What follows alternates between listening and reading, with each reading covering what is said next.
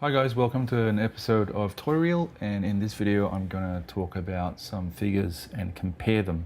Now I'm going to probably continue with this series of comparing similar types of figures from either different manufacturers or the same line. Today I'm going to look at Bishop from the Toy Biz Apocalypse Wave Series 12, as well as the latest Bishop figure from Marvel Legends Hasbro for the Sauron Build-A-Figure wave. Now, I would definitely love to hear your opinions in terms of how you think these things compare. In terms of how they look, I think it's completely subjective. It's whether you like them or not. And it's certainly okay to prefer one or the other. That's not to say that one is better than the other. I just think there are several things that I like and some things that I don't like. Now I'm going to start with the Bishop figure from the latest Sauron wave, and here it is. Now for me personally, there are a couple of things that come to mind with this figure. Having owned or having still own the Toy Biz version, there are some very obvious differences. The general consensus amongst collectors and my friends is that Hasbro, for some reason, I feel are slowly beginning to skimp and cut cost in quality control in terms of the type of compounds they use as far as plastics are concerned. And also two things come to mind. They're atonal, meaning that they have very little weathering or very little contrast into shading. A lot of the plastics and the uniform or even the body sculpts or the paint apps are simply one tone. I do notice this Bishop figure, you do now have these removable, malleable, soft plastic straps and holsters, which is something you did not find on Toy Biz versions. They were sculpted on. While these are nice, they are not particularly detailed. You also, with this figure, have one blaster here. Okay, it comes with one blaster, and you can remove the blaster and obviously put it in his shoulder holster. Other than that, several things are missing, and that is some knee guards that you have on the Toy Biz versions, as well as the thigh holster, which has the shotgun. So compared to the Toy Biz version, you're probably getting less value for this one, but most people argue that this head sculpt is way better. I do agree to some extent, but I also feel that the Toy Biz versions do have good things compared to this one. Other things to also note for this figure is the lines. Now, for lack of a better description, the paint apps on this figure I find is a bit lackluster. It's pretty atrocious actually. I mean, if you look at the lines here, they're not clean. You can see that's pretty bad. And you know, I've seen several other reviewers online that review the same figure, and theirs look actually quite good.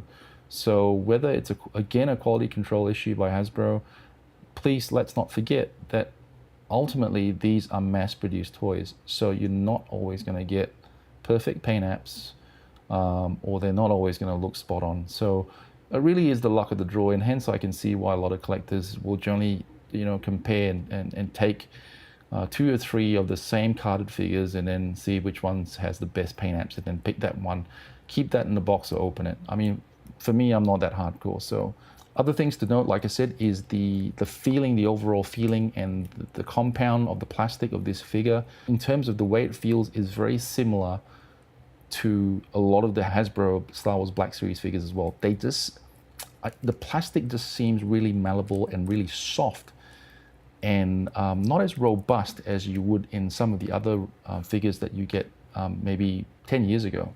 So that could possibly also be a cost-cutting measure, and I think it's very much the case. Again, it comes down to the compound of plastics or the quality of plastics that some of these companies will use for mass production.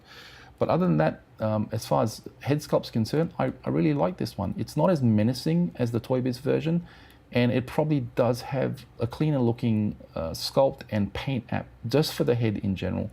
But I can't say much for some of these bits over here. So that is your latest Bishop figure. Okay, now I'm going to show you the Toy Biz version. At first glance, obviously, you're going to look at it and say, well, hang on, that has probably a bit more of a matte finish. This version here looks a bit more shiny. And again, it's the plastic, whereas with the Toy Biz versions, they tend to look a bit more matte. Now, the colors are definitely more muted compared to this one over here. The head sculpt probably doesn't translate as well compared to this one on camera. I actually don't mind it. Like I said, this definitely looks a lot more menacing, and this looks a lot cleaner. and probably also a lot more accurate to Lucas Bishop in terms of the X-Men in the 90s. It probably is more reminiscent of him. Now, for me, maybe perhaps that's something you could do is take this head here, right, and swap it and put it on this Toy Biz version. What I like about the Toy Biz version is that the colors, like I said, are muted, but the extra detail you get on the Shamag and the scarf, you even have the X-Men badge over here, which you don't have on the Hasbro version. You do have your belt buckle here, and also all the extra detail for the belt section here. And also, you know, more paint apps in general, more shading, more contrast, etc., etc. So there's a lot more weathering and a lot more detail on these Toy Biz versions. You can see also he does have the thigh holster, which you do not have on the Hasbro version, and you have an additional shotgun. One of the really cool things is the knee pads. Now, if you look on the, like I said before, that's missing, is the knee pad does somehow mask that joint over there. So it's kind of nice to have. I don't know why they did not include the knee pads and all this detail on that particular figure. The other thing I also like about the Toy Biz versions is that they have articulated fingers. Now, this is something that, again, it could possibly be a tooling thing, and it's very much, I think, a cost-cutting measure, like I said before. But having articulated fingers is awesome because you can open your hands, have them close-fisted. But what's really cool about some of the Toy Biz versions is that they actually have pegs on the hands. Well, that doesn't make for a realistic hand. It does actually assist you in mounting, again, your weapons where there's a peg hole there, and allows you to properly secure these weapons onto the figures themselves. So that's a really, really nice touch. Now, this is something that has been lost in a lot of these figures. Now, again, it's preferential. It's entirely up to you. Some people love it, some people hate it. I personally, I like it. It just allows them, or the figure itself, to hold the weapons a lot more securely.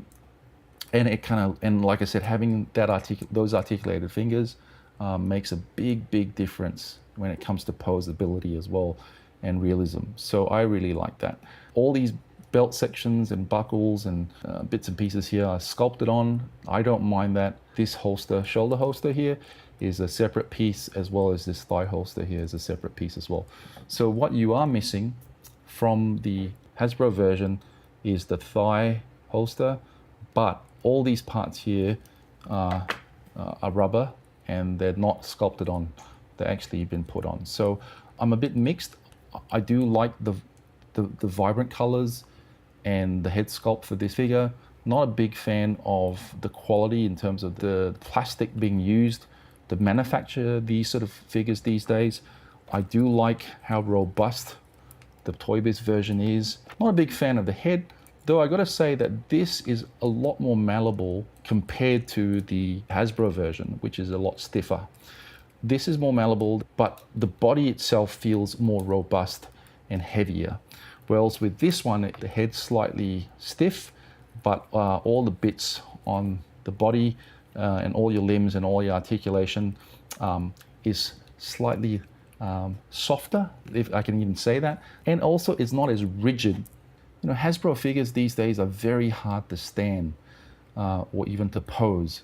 So I'm not sure what to think of this, but I'd love to hear your thoughts. So this is my comparative review in terms of the Bishop figure from the Sauron latest wave.